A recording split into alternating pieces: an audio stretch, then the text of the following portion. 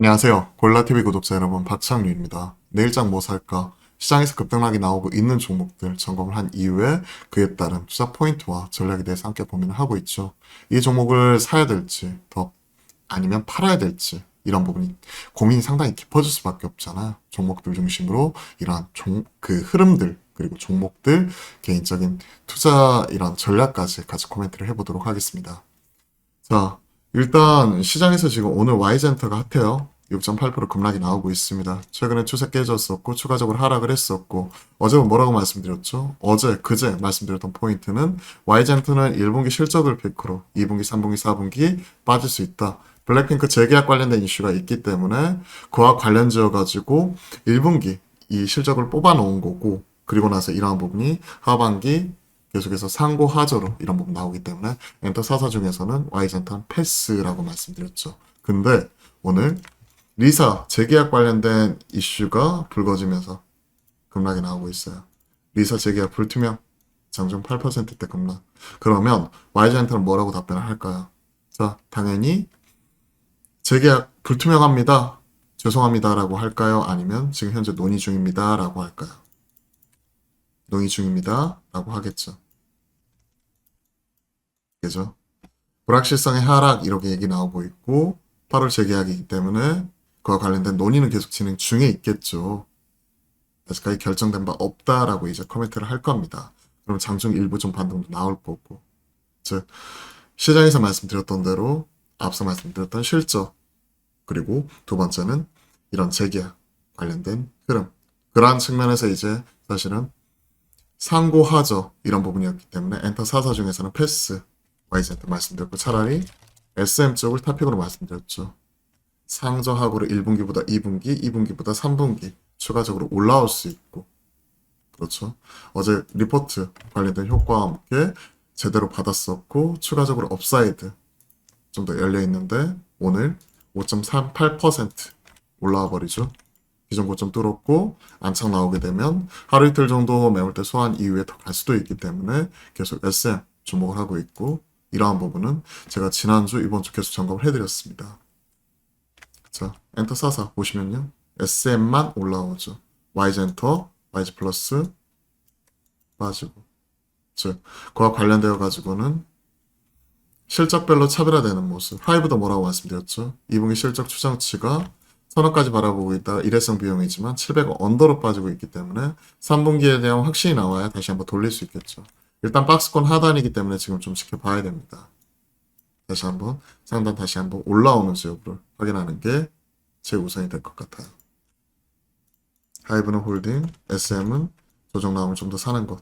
제압은 꾸준하죠. 꾸준합니다. 이 친구는.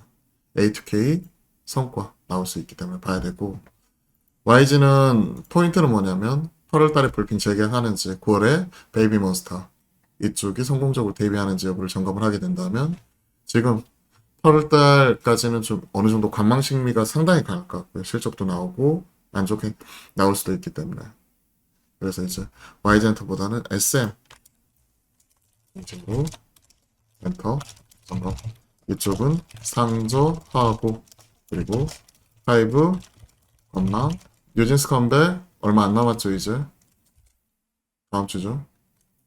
그리고 대화 A2K 관련된 영상 이게 나오는 걸로 알고 있어요. 내일 A2K 점검하면서 건망 상저하고 조정 심해서 많죠.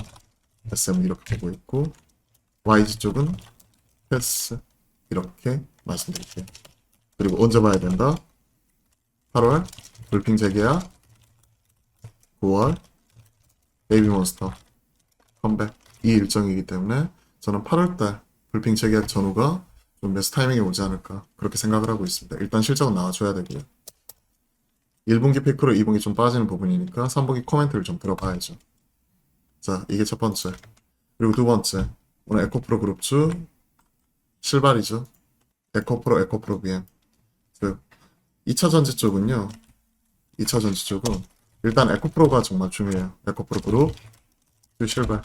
그러면 에코프로 BM, 에코프로 HN 실발 이후에 리포트 즉 리뷰 확인하고 시장은 반응 점검을 해야 돼.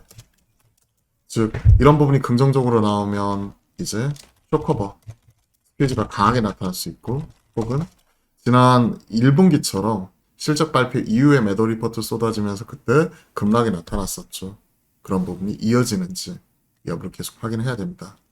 실발 이후에 쇼커버 스퀴즈가 나올지, 아니면 어느 정도 흔들림 이후에 재차 상승할지 여부 중요한 변곡점이 될 수 있기 때문에 일단은 저는 관망하면서 지켜보는 형태로 2차 전지는 체크하겠습니다. 왜냐면 일단은 내일 리포트 이런 것들도 봐야 될 것 같아요. 오늘 실발하고. 그리고 시장이 흔들릴 때 올라왔었던 이쪽 자동차 부품 주단 가격이 올라왔고, 이쪽은 거의 신고가 났기 때문에 자동차 부품 이쪽은 시장에서 우리가 가지고 있는 욕심을 조금씩 내려놓고 나눠주는 거죠. 10,000원 갖고 있으면 500원, 1,000원 팔 수 있다고 꾸준히 말씀드렸어요. 신고가 종목 이거는 조금씩 그날 매도 통해 차익 실현하자. 뭐 성우하이텍이나 화신이나 SL이나 뭐 지금 그러한 종목들이 대부분 그랬죠. 아진산업 사연이야. 화면에 상대적으로 못 갔었던 종목 계속 체크해드렸던 게 이선에 있었던 모베이스 전자나, 그렇죠. 한국무브넥스, 에코플라스틱 이러한 종목들이죠. 그리고 제가 이렇게 선정했었던 기준은 시가총액 대비해가지고 매출액이 큰 PSR이 낮은 종목들, 그리고 1분기 별도 기준으로 매출액 탑라인 자체의 성장과 영업이익 성장이 크게 나타났었던 종목들, 그리고 뭐 PER 밸류가 쌌던 종목으로서 세동 이런 것들도 점검을 해드렸고, 최근 새롭게 뽑아내기도 했었고, 이러한 종목들이 여기 해당이 되는 거죠. 보시면 오베이스 전자도 꾸준히 올라오죠. 일봉이에요. 무브넥스는 한번 올라왔다가 내려왔지만 재차 갈려는 모습이 나오고 있고, 사연이와 신고가 난 이후에 보시면 아시겠지만 차익 실현 나오는 거고요. 아진산업도 마찬가지 신고가 부분에서 지금 놀고 있고, 이런 친구들 조금 팔아주고, 섹터 내 순환에 보면 신고가 못 갔었던 이런 친구들 중심으로는 그대로 비중을 약간 늘린다든지 홀딩한다든지 이런 식으로 하고, 크게 봐서는 자동차는 지금은 어느 정도 좀 챙길 수 있는 걸 챙겨가는 과정에서 뭐 반도체든 아니면 지금 조정이 나오고 있는 엔터든 에스테틱이든 이런 돌파가 나오는지 여부를 점검을 하면서 그쪽으로 넘어가야 될 것 같습니다. 시장이 빠질 때 인버스처럼 이쪽이 올라왔으니까 시장이 나중에 다시 올라오게 되면 어디가 올라올까요? 그리고 반도체 쪽 지금은 실적은 안 나오지만 실적 개선 가시성 제일 높은 쪽이 반도체와 시클리컬 쪽에서 조선이죠. 이쪽은 꾸준히 올라오고 있고, ISC 언제 그랬냐는 듯이 20%막 이렇게 급락 급등 나타나고 있기 때문에 사실 예측하고 대응하기 상당히 어려운 쪽이 이쪽입니다.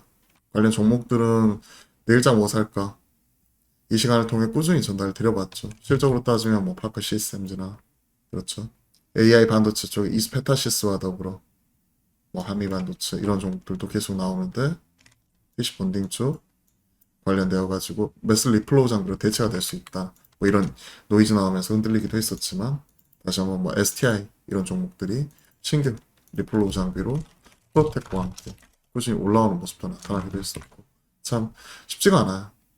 하지만 AI 반도체 기대감이 추가적으로 지금 더 올라오고 있는데, 베팅하는 것보다는 차라리 실적 나오는 친구 점검을 하게 되면 실적이 올라올 수 있는 친구로 뭐 넥스틴 HPSP, 넥스틴 HPSP 그리고 파크 시스템즈. 근데 이제 넥스틴은 어제 공시를 보니까 한 2천억 넘게 돈 들여가지고 건물을 샀더라고요. 서초동 쪽에. 역삼동 쪽에 229억 규모로 부동산 양수 결정. 전 이런 별로 안 좋아하거든요. 아니 마진율이 지금 OP가 40%가 넘어가는데 캐파 확장하고 더 투자를 해야 되는데, 부동산 투자 역삼동에 있는 빌딩을 샀다? 그것도 금액이 자산 총액 대비 상당히 큰 230억 투자해가지고 별로 이것만 보면 좋아 보이진 않습니다. 그러면 이쪽은 저라면 패스할 것 같고요, 이제는. 그리고 실적은 하나마이크론, 원익QNC 이런 친구들 또 올라오겠죠. 이런 부분 체크. 두산 테스나도 최근에 새롭게 주목을 많이 받고 있더라고요. 지금은 안 좋지만 하반기 올라올 수 있다. 신고가 새로 뽑아버렸죠. 지금 신고가 나는 종목들은 체크해놓고 우리가 조정 나올 때 봐야 되고, 신고가 먼저 뽑아가지고 쉬고 있는 쪽 이런 부분 점검을 해야 되는데, 지금 옆으로 횡보하고 있는 쪽이 인텍플러스 뭐 이런 종목들이고, 최근에 좀 많이 올라왔었다가 쉬고 있는 쪽이 테크인 뭐 이런 종목들이고요. 그렇기 때문에 반도체 쪽은 실적 나오는 쪽, 실적 나오는 종목들 중심으로 반도체는 바스켓 대요. 이렇게 보고 있습니다.